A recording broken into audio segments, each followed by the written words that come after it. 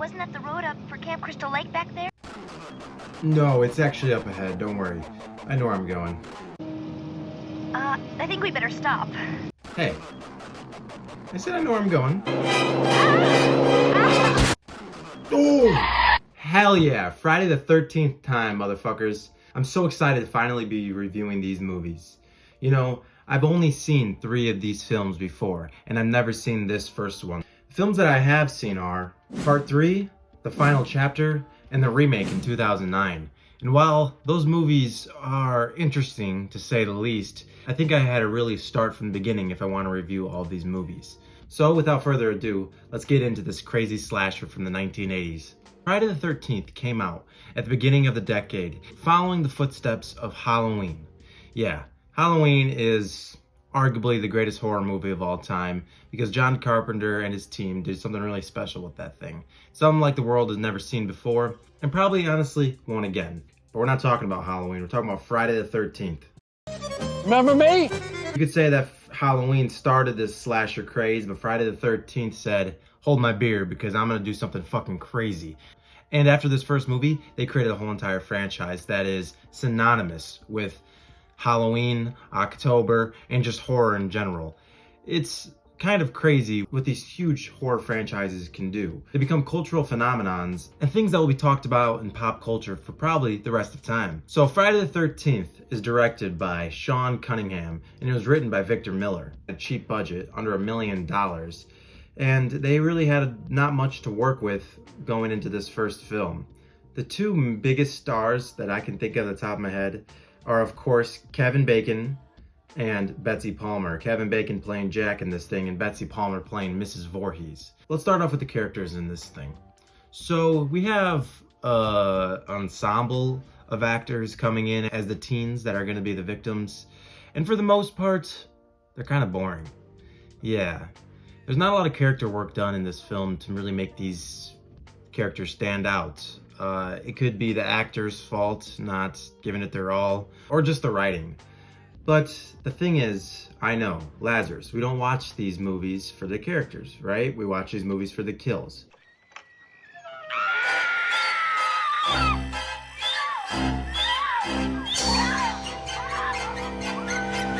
Right, of course. I understand that. But I feel like any movie needs good character work, or it's kind of hard to dive into the world that they're trying to bring us into.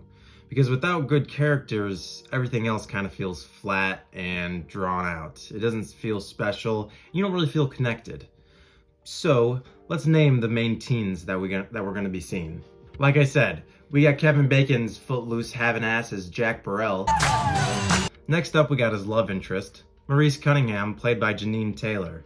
Those 2 are going to learn a thing about the dangers of having sex in a creepy cabin when it's raining outside, because you might just get an axe to the face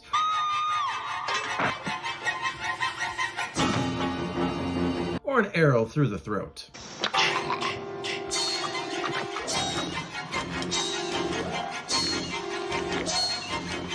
Then we got our final girl, Alice Hardy, played by Adrienne King. Alice really wasn't my favorite final girl, guys. She wasn't anything too special. I don't know if it was just her acting or the movie not giving her enough to work with, but there was nothing that either of them did that really made her stand out. And I'm not saying Alice doesn't kick ass in the end of this film, because she does. Yeah, she literally slices off Mrs. Voorhees' head with an axe, and it's pretty badass. But like I said, there's nothing that she does in the beginning of this thing or throughout that makes her really that special for me. Next we got Ned Rubenstein, played by Mark Nelson. As we get further down this list, these characters become less standoutish. Him, Brenda, played by Laurie Bartum, and Bill, played by Harry Crosby, kind of just fill in the rest of the characters for me. And this whole entire cast isn't really fleshed out at all. These characters aren't memorable. It's kind of a gripe I had with this film while watching it. It's one of my biggest problems. It was kind of the thing that was taking me out of it the most. But like I said, Betsy Palmer as Mrs. Voorhees put on an excellent performance. I thought she was really creepy and just kind of fucked up overall. She was wanting to do some serious damage to these teens. How are you? Well, I'm Mrs. Voorhees, an old friend of the Christies. Steve Christie, played by Peter Brower, seems like his character maybe could have had more to do as well. He kind of just fucks off this whole entire movie, and we don't see too much of him. He plays the proprietor or the owner of Camp Crystal Lake, and like I said, he just doesn't really do jack shit but get murdered by the end of the film. Oh, hi. What are you doing out in this mess? But how could we forget Crazy Ralph, played by Walt Gorney? He kinda talks like this.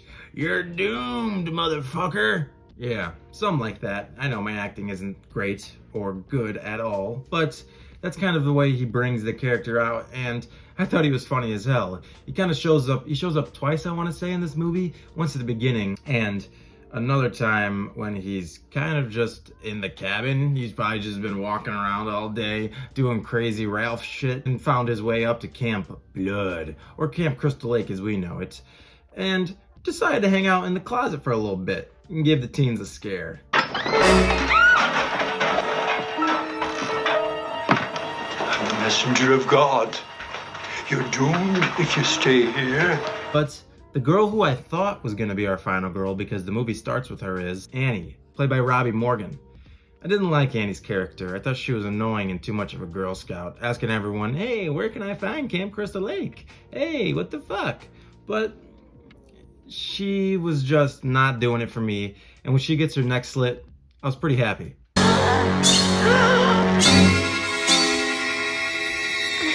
So let's just kick off with this thing. So like I said, it starts off with Annie. She's got a job as a chef at Camp Crystal Lake, and she's looking to make some money. When she goes to the local town, she asks everyone, hey, where can I find Camp Crystal Lake? It seems like it's in the middle of the fucking sticks. And everyone's like, oh shit, you don't want to go there. Like, this place is fucked. Because back in the 1950s, we know that some teens got it pretty bad when they were trying to, I don't know, in some cabin as well. They get brutally murdered, so everyone's a little suspicious of this place ever since. It's been closed down. She eventually gets some trucker or mechanic to agree to take her at least halfway, and when they get into the car, he tells her all about the dangers of this place, and that she should really just quit her job now. Did Christie tell you about the 2 kids murdered in 58? Huh? Boy drowning in 57? A bunch of fires? Eventually, he drops her off at a cemetery and says, see ya, Annie, get the fuck out of my car. And she's like, all right, I guess I'll walk the rest of the way from here. The movie transitions to the rest of our counselors, where we get to meet the characters that I just listed. And yeah, they don't really do shit. They kind of are just setting up camp, getting ready for the little campers to come along in the ensuing week. But what do? They kill a snake, they repair some shit, and they kind of just fool around. Nothing really exciting, and I was just kind of waiting for the kills to start happening, because, to be honest, I was a little bored up to this point, and I was kind of hoping that something more would start kicking off soon. And it does, but it didn't really meet my full expectations, I suppose. I guess I thought this movie was gonna be like a fucking rocket ship, just hitting me in the face every 5 seconds, just coming at me like Mike Tyson, beating the living shit out of me every single time I thought the characters were safe. You got knocked the fuck out! So after Officer Dorf comes along saying, hey guys, you smoking some motherfucking weed? Keep it smoking, boy. Smoking, don't smoke. Causes cancer. You know what I mean? Would you just get off a spaceship or something? Colombian gold, man. Grass, hash, the weed. And after Officer Dorf's cool ass shows up, the teens are kind of like, oh shit, we're not doing anything. And he's like, all right, hey, if you see Crazy Ralph's bitch ass, let me know, because I'm looking for that crazy son of a bitch. You're going to Camp Blood, ain't you? God damn it, Ralph, get out of here. Go on, get. And he takes off. And then the kills start happening. Let's talk about the kills. I thought the kills from the ones we actually do see were pretty great. Tom Savini did the effects in this movie, and Tom Savini is the GOAT.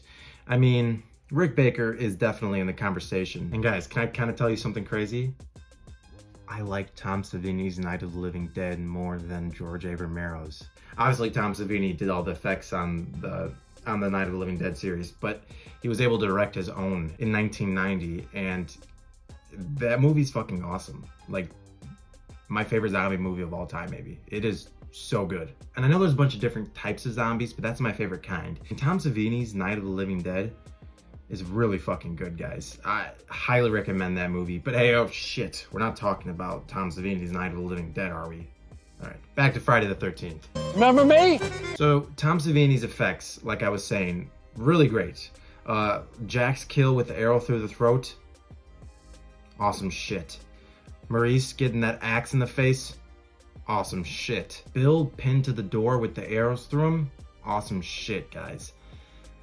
Some really cool kills in this thing, and like I said, with that budget, Tom Savini got creative, and I thought he did an amazing job. But, I think Tom Savini should have been utilized even more. I thought we should have seen more of Tom Savini's effects in this thing, because I think it would have made the poor character work more in the background, where the kills and the effects stand out that much more. So Sean Cunningham, I think, is a pretty good director. This is the only movie that I believe I've seen from him, and he does a lot of great things. Partnered with his cinematographer, Barry Abrams, they did a really great job at making this movie very dark. I'm not really talking about tone, but the movie is dark in tone as well, but I'm talking about the literal lighting.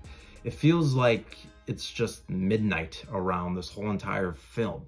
It's so black and dark that you really can't see a lot of the shit that's going on, but they did a great job at choosing selective lighting in specific spots to make the characters stand out. It just made the movie that much scarier. You know, you walk a fine line when you're gonna have darkness in your film or show, whatever you're making, because if it's too dark, you're not gonna be able to see anything. That takes me out of anything, possibly more than bad character work. You just can't have it.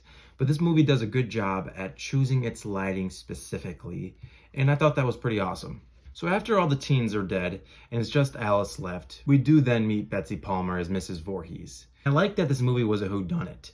You don't know who the killer is if you know nothing about this series or anything about this movie. You're kind of just like, who the fuck is killing all these teens? Shit. And that works really well, because it creates another element to the movie, like I said, where some of the things were a little lackluster for me. That mystery element was working, and the whodunit was pretty good. But then we meet Betsy Palmer as Mrs. Voorhees, and Mrs. Voorhees is a cool-ass character. She is on a vengeance path. I was working the day that it happened, preparing meals. Here, I was the cook. Jason should have been watched every minute. She just wants to get back at anything or anyone associated with Camp Crystal Lake because her son Jason drowned back in the 50s. Which, okay, pretty cool plot line, and it sets up the rest of the franchise really well. But the only thing is, who the fuck is Mrs. Voorhees? I mean, if we don't get rid of all the other movies in this thing, okay, and just take this movie as it is. Mrs. Voorhees is random as shit. You don't know anything about her. They don't show her at all at any point in this film, and she just comes randomly. But she does a good job, and her and Alice go at it pretty heavily after Mrs. Voorhees monologues to her for a moment. And then we have 3 fights. 3. There is 3 fights between these girls, and 3 is too many. I mean, when Mrs. Voorhees literally gets knocked out at a particular point in one of these fights, and she gets back up, and they keep going at it. I mean, there's just so many times where I was just like, okay, stop the fighting, end it now. 1 cool fight would have been awesome, but 3 we didn't need. Well, that rhymed. Shit. But like I said, that head getting sliced off was awesome stuff. And then Alice gets on a boat for the entirety of the night, which I was kind of like, don't you want to get the fuck out of this place? But she didn't. I think she just wanted a nice, calm, soothing ride on the canoe after all of her friends just got brutally murdered. And this final scene of the movie. I mean, I don't know what jump scares were like back in the 80s, but there's a fuck ton of them now. But I think this one worked, guys. It was pretty good. I wasn't expecting it. Jason coming out of the lake, grabbing Alice and bringing her under. That was pretty cool shit, and I thought the movie should have just ended there. Stop the filming. It's done. That would have been fucking amazing. We actually wouldn't have needed any more movies in this franchise. And I'm not saying they shouldn't have made any other ones, or not that the other ones aren't good, But this would have been a pretty good ending to a standalone film. And then she wakes up in the hospital, which I was kind of like, all right, we're drawing out at this point. She asks the doctors and the nurses, like, where's the boy that pulled me under? They're like, we didn't find any boy. And then the movie does end. This movie has a kick-ass soundtrack. The score they used for this thing, really good. Like, whoever did that, fucking awesome job. But overall, was this one of the horror movies that I'm going to remember for the rest of the time? Was this one of my favorites? Was this everything that I thought it was going to be? No. No, it wasn't. I was, how do I put this nicely? Disappointed, guys. I was. I was expecting a little bit more from this film. You know, I understand that Jason's coming in the sequel. Hell yeah, he is. But it's the first film, and the first film's usually the best. It doesn't have to be the best, but it usually is. And starting off with this thing, it was just kind of like a cheesy 80s slasher for me. Overall, not my cup of tea, really, guys. I didn't hate it, and for the things that it did well, I thought that was pretty special. But the things that it didn't do well, it hurt it dramatically. And for that, I gotta give it a 5 out of 10. Would I recommend this movie?